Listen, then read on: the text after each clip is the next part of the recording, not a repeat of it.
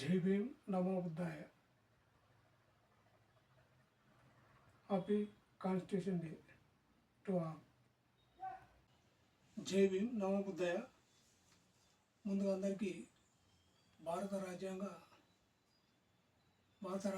అమలులోకి వచ్చిన సందర్భంగా భారత రాజ్యాంగం దినోత్సవ శుభాకాంక్షలు. అసలు భారత రాజ్యాంగం ఎందుకు జరుపుకుంటారు, దాని ప్రాముఖ్యతలు ఏంటి అనేది మీకు ఇప్పుడు చెప్తాను.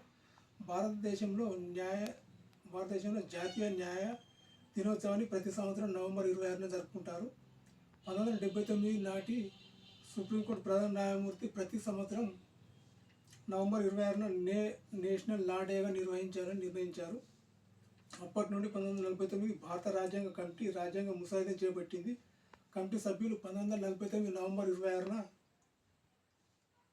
26 తేదీన తొలి ముసాయిదా కమిటీ ప్రతులపై సంతకాలు చేయడం జరిగింది. అది 1950 జనవరి 26 తేదీన అమల్లోకి వచ్చింది. రాజ్యాంగ మౌలిక లక్ష్యం సామాజిక, ఆర్థిక, రాజకీయ న్యాయాన్ని అందరికీ అందించడం కాబట్టి రాజ్యాంగ ముసాయిదా ప్రతులు తొలి సంతకాల రోజైన నవంబర్ 26ను జాతీయ న్యాయ దినోత్సవం కూడా ఎన్నుకున్నారు. ఈ దినోత్సవాన్ని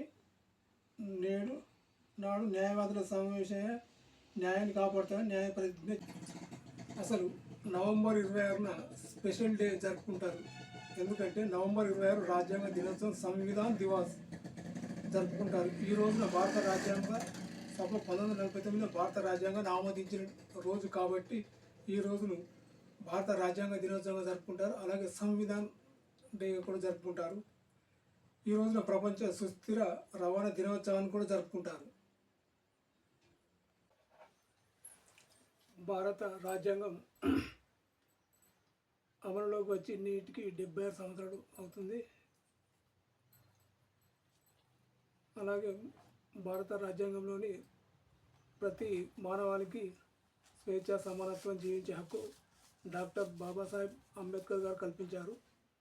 ఒకవేళ భారత రాజ్యాంగమే రాయకుంటే ఈరోజు మనం స్వేచ్ఛగా జీవించే వాళ్ళం కాదు. ఒకప్పటి భారత రాజ్యాంగం లేని రోజుల్లో మూతికి ముంత, ముట్టికి గుడ్డ కట్టుకుని తిరిగేవాళ్ళు.